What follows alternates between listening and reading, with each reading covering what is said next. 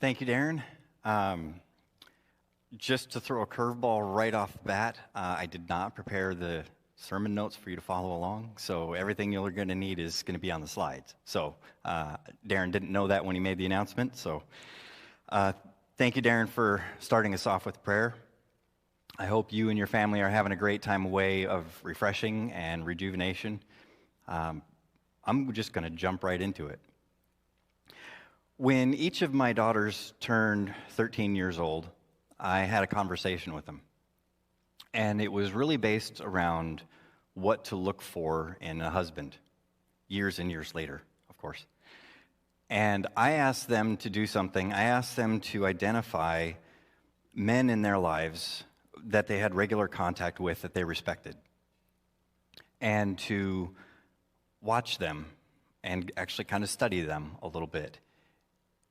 The intent being, I wanted them to identify the character traits and the values of those men that they respected, what garnered that respect in them for these men.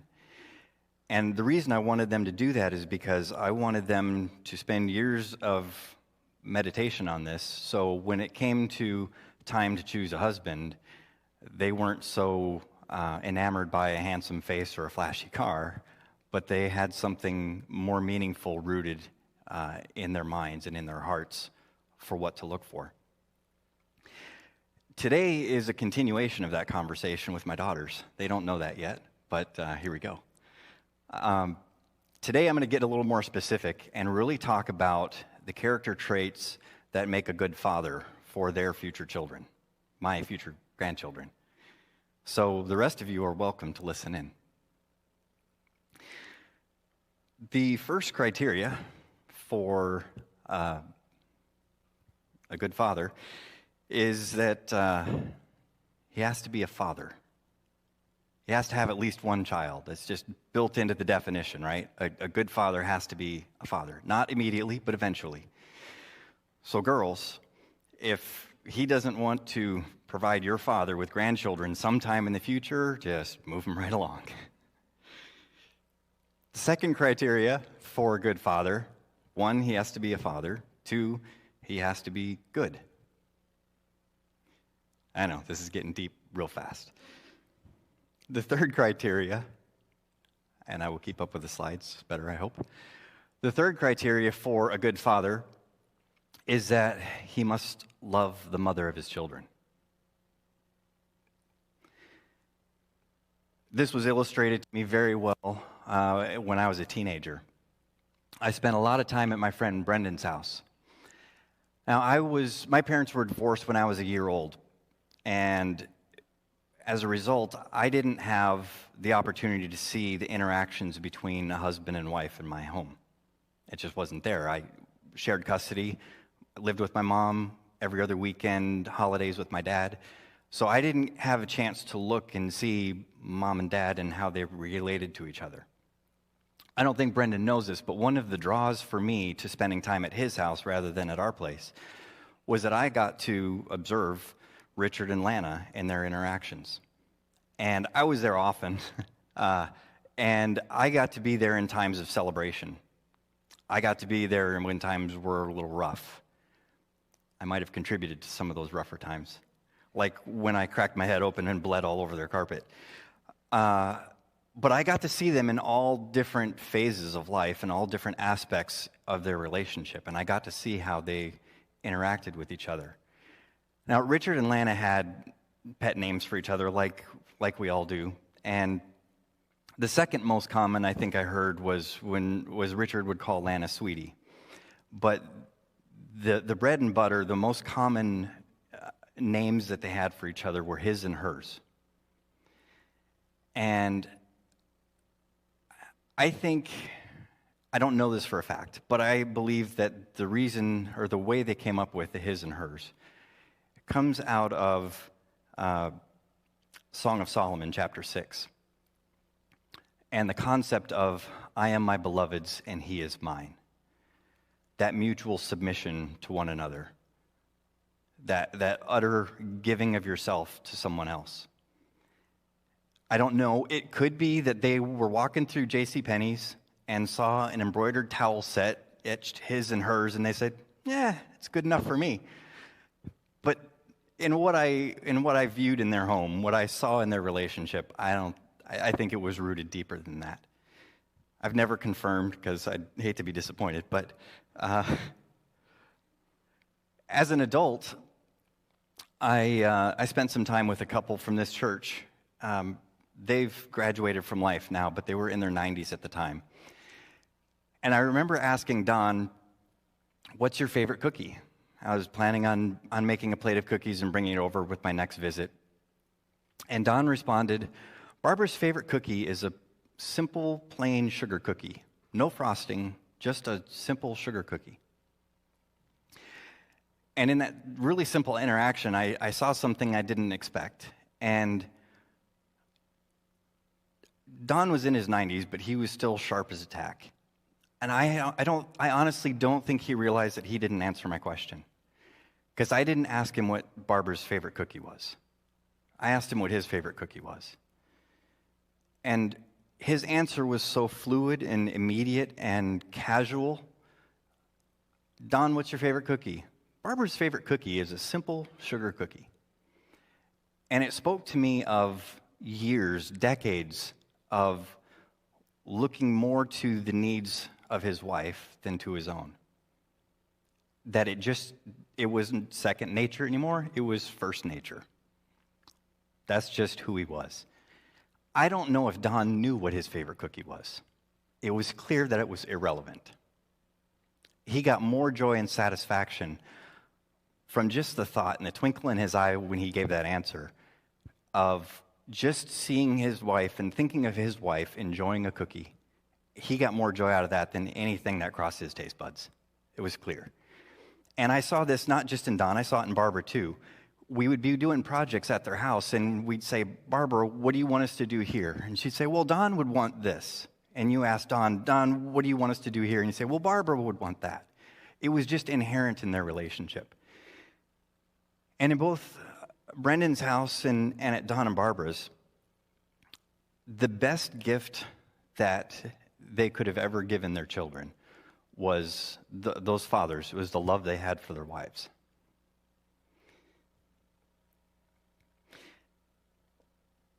Paul talks about this in Ephesians 5. He said, "Husbands, love your wives just as Christ loved the church and gave himself up for her." That simple statement wipes out every excuse that you have for not honoring and respecting and cherishing your wife. The example that Jesus gave, he laid down his life. He sacrificed his life for the church. And he said, that is how you're supposed to approach your relationship with your wife. No preconditions, no excuses. Everything is sacrificed. And in a home where that is true, those children are safe and secure and sound. As I was putting this together, I came across a couple of realizations. One of those is the realization that you cannot truly love those you attempt to control.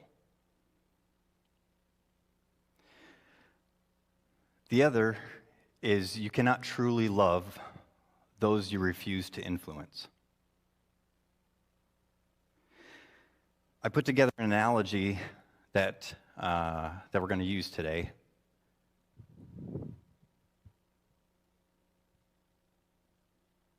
There it is. And that's fatherhood is navigating a canoe down a river. But instead of land on either sides of the river, you have waterfalls that drop off into oblivion. And to represent one side of land, what would be land, one of those waterfalls is tyranny. And that's the approach that some fathers gravitate towards when things aren't going their way. My way or the highway, you'll do it or else kind of approach. On the other side, the other waterfall is apathy. You cannot truly love those you refuse to influence. This is where neglect and abandonment come in. And the job of a good father is to navigate that canoe safely down the river. And you have to realize also here that the father is not the only one in that canoe. The decisions that he makes don't just affect himself. It has tremendous impact on the rest of his family. And when it comes to that third criteria that I was talking about a father must love the mother of his children, what that does for him is that puts an oar in the hands of his wife. Because there are going to be obstacles in the river, and it's tough to navigate. And I know there are exceptions, but you will never find a better advocate for your children than their mother as a father.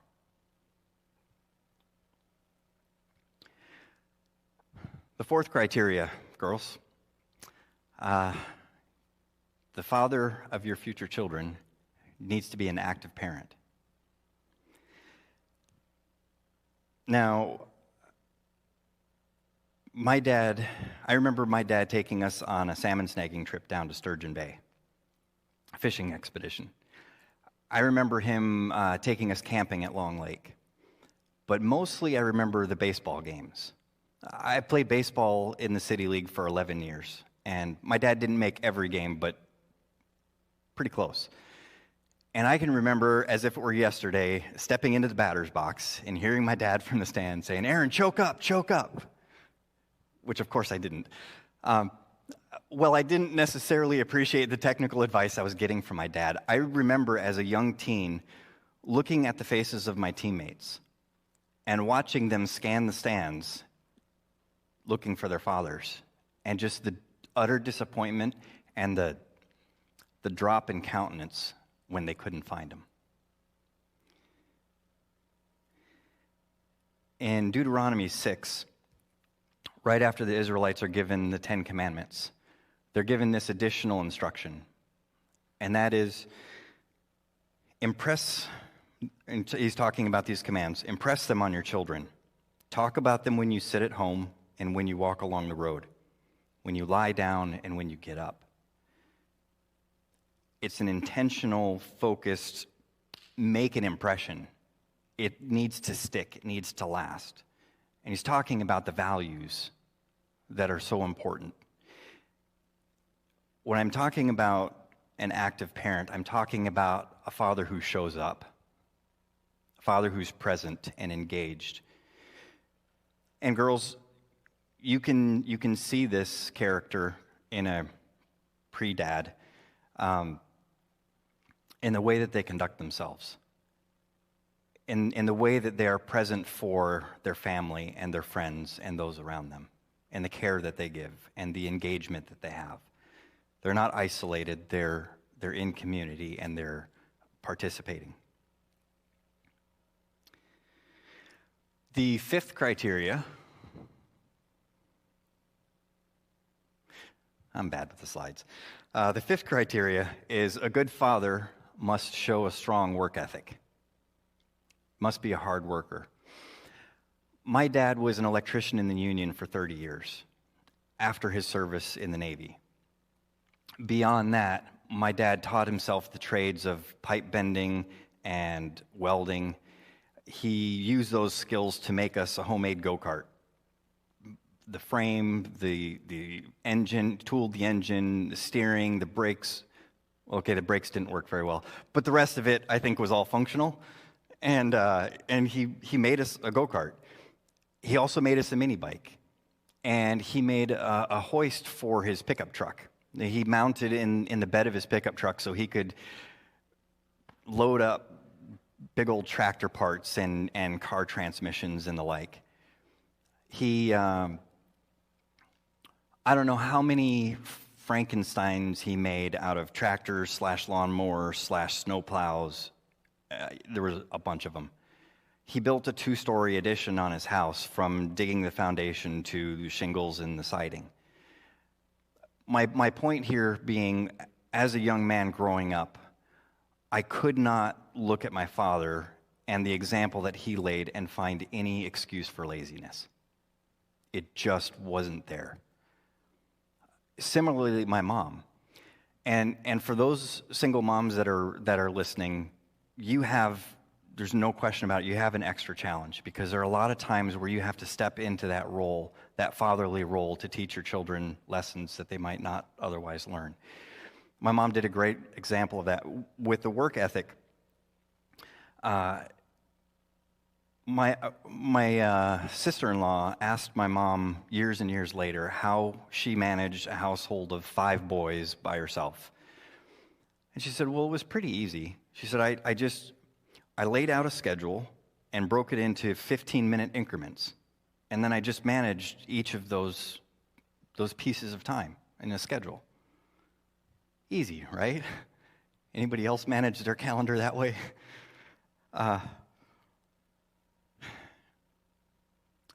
In Proverbs 14:23, it says, all hard work brings a profit, but mere talk leads only to poverty. Now, the point here isn't profit, and we're going to go beyond that. That's a proverb, that's a principle saying all hard work pays off. It leads to a profit. But in Ephesians 4:28, Paul talks about it by saying, and he's talking about those going through a conversion and saying those who used to steal should steal no longer. Instead, they should be doing something useful with their own hands, that they may have something to share with those in need. The hard work, yes, it's going to earn a profit. The purpose of that profit is to help those who are in need, those who don't have, those who are struggling. That's the purpose of hard work. So girls, when you're looking to that future husband, the future father of your children, find someone who's a hard worker, who isn't lazy. Not just in the job they get paid to do, but in all aspects of their life. That there's commitment and there's drive and there's attention to detail, that they're putting in the effort. How far behind did I get? Okay. Number 6. A good father must serve beyond the borders of his family. I have to revise this. A great father serves beyond the borders of his family. Like I said, when I was growing up, my parents were divorced and we lived with my mom. So I had a lot of influences beyond my dad and my mom and my brothers. There were a lot of good fathers in the neighborhood, friends, fathers of my friends, fathers in the community. I remember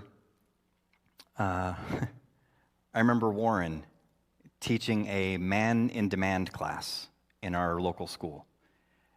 And it was really basically teaching young boys, we were first, second grade, what the proper behavior of a man in our society is.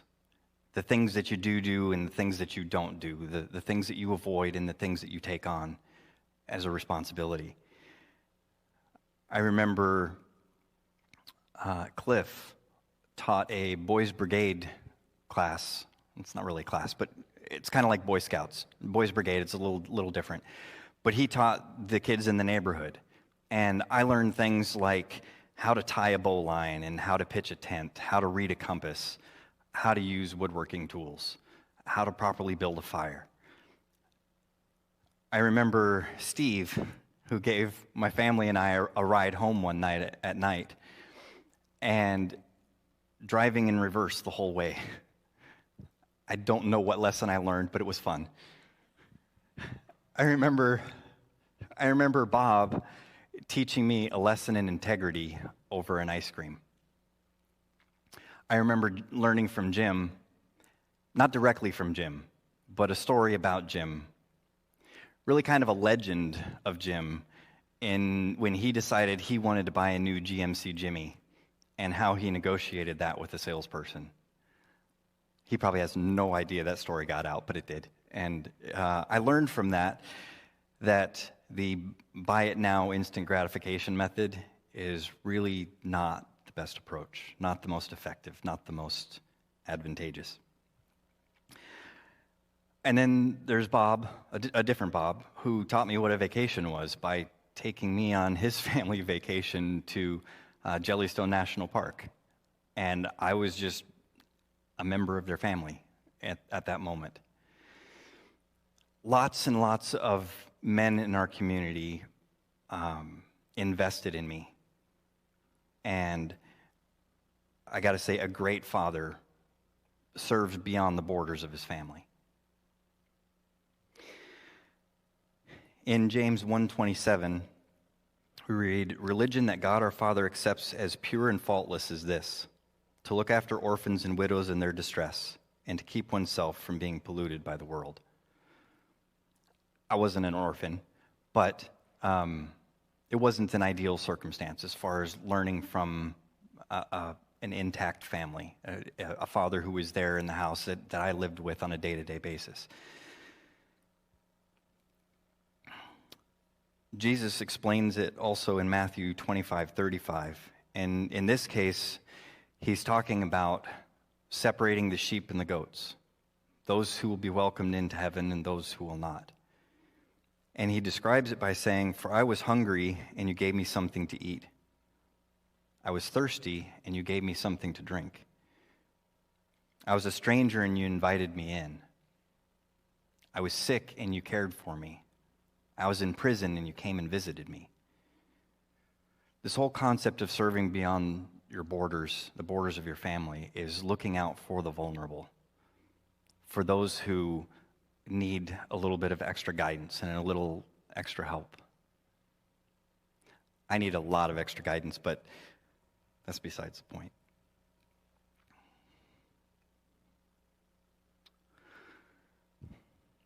The last item for you girls, actually before I get on to that one, as far as identifying a young man who will serve beyond the borders of his family, I would look to a man who has the character and demonstrates that he works to help those who can never repay what he's investing in them. The kid who's being bullied, standing up for the kid who's being bullied, for the kid who's just a bit awkward and needs somebody to befriend him. That's the kind of character that you'll find that will make a great father for your future children. And the last one, a good father is a humble father. Now, again, back to the analogy of being in the boat. It's really hard to navigate around obstacles that you're unfamiliar with, to teach your children about temptations and trials that you haven't yourself experienced. Now, I learned a lot from being a young man in a really good neighborhood. I also learned from men in this church. I remember in 2007, a couple of the guys in this church approached me and said they needed another male chaperone for a mission trip to Mexico. They were taking a bunch of high schoolers to Mexico to build a house for a family, and they needed one more guy to be there as a chaperone. And I remember my immediate internal reaction was, no way.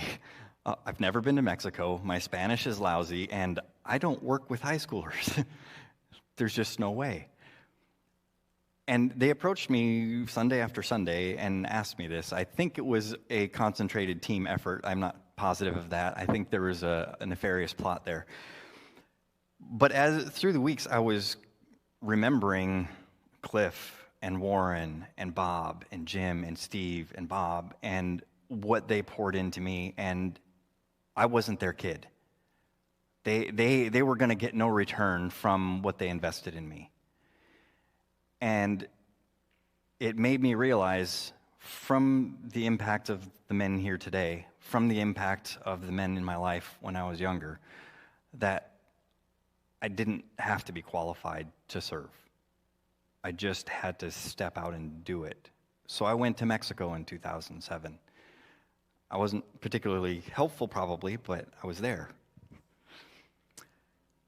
Abraham Lincoln is ascribed with this quote. I'm going to paraphrase it, but he says, those who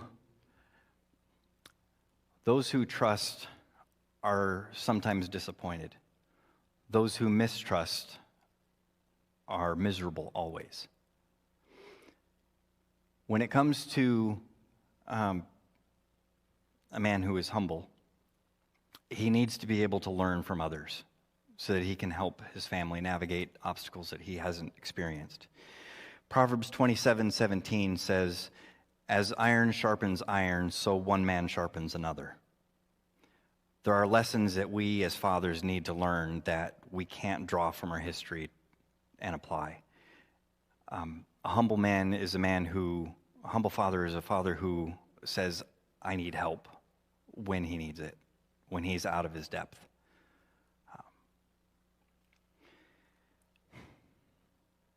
So girls, this is the list. These are the 7 things that I think are key ingredients to what makes a good father for your future children. For those of you who've been listening in, I want to address a few groups. The first one, I want to address the bad fathers. I'm not going to define what a bad father is. If you've decided that's you, then I'm sure you have your reasons. But as a bad father, there's something that I think you need to hear today, and that is that you are infinitely loved. Maybe not by your family, maybe not from those who know your deeds, but the God who created everything loves you. It's illustrated really well in Luke 15. It's the story of the prodigal son. And today, if you fit into that category of being a bad father, I want you to put yourself in the position of the son, because this is really who he's talking about.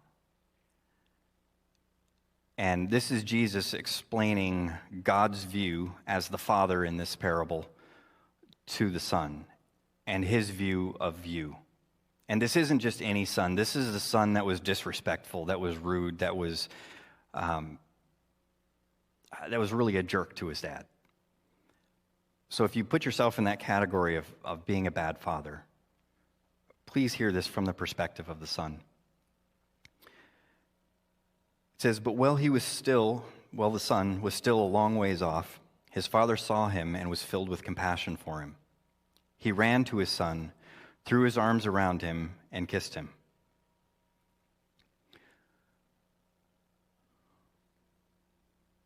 The first thing that I want to point out here is it says, "Well, the son was still a long ways off." His dad saw him. And I don't think it's accidental. I think that is an intentional wording that Jesus put in there. Because if you think about it, how often do you look off in the distance when you're not looking for something specific?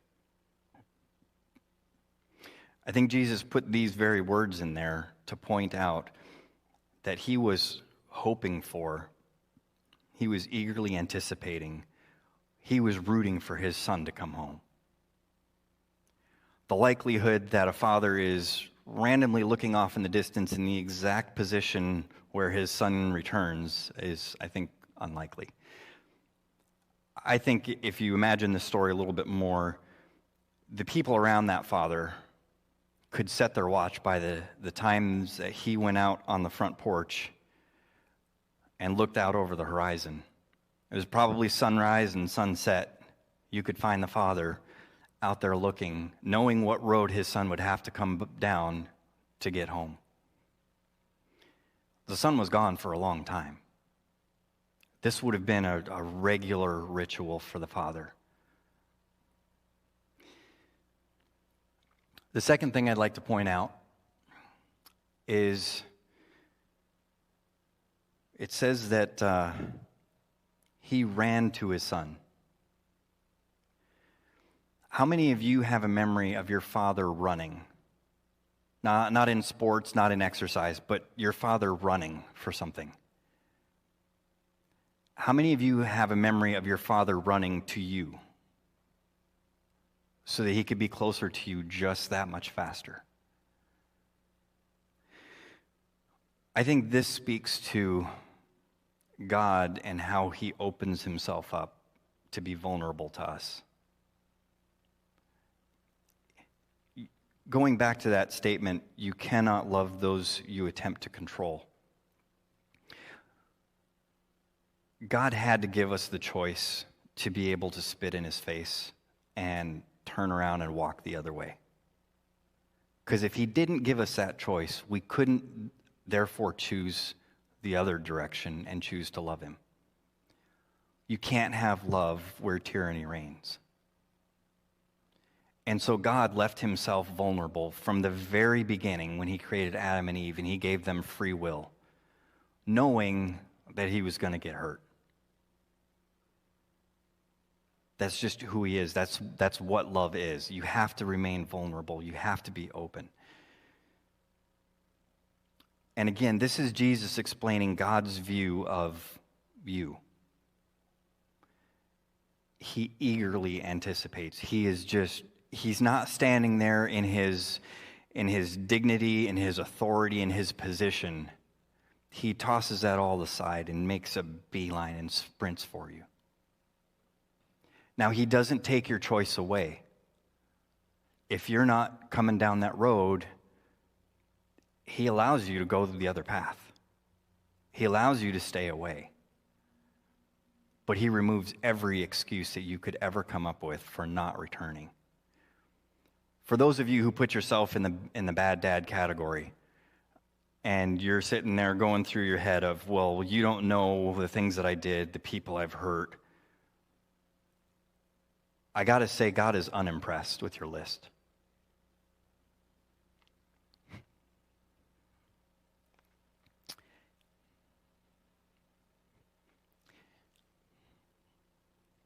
If you think your list can compete with God's love and grace, you're sorely mistaken.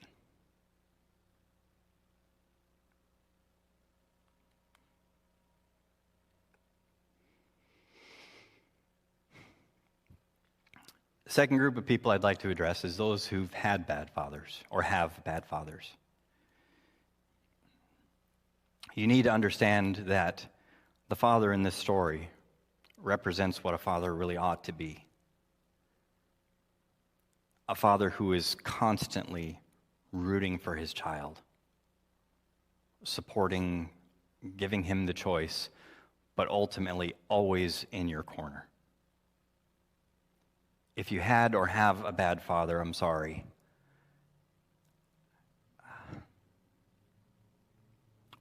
But what you need to realize is that your earthly father is a poor reflection of God and the love that he has for you. They're completely different worlds. And you need to give up that perspective of your father and any correlation to God. God loves you undeniably. Read the rest of the prodigal son story. I think you'll see it. And the last group I want to address is good fathers. Probably every good father is right now looking for an excuse to exclude themselves from this category. Please stop. Thank you.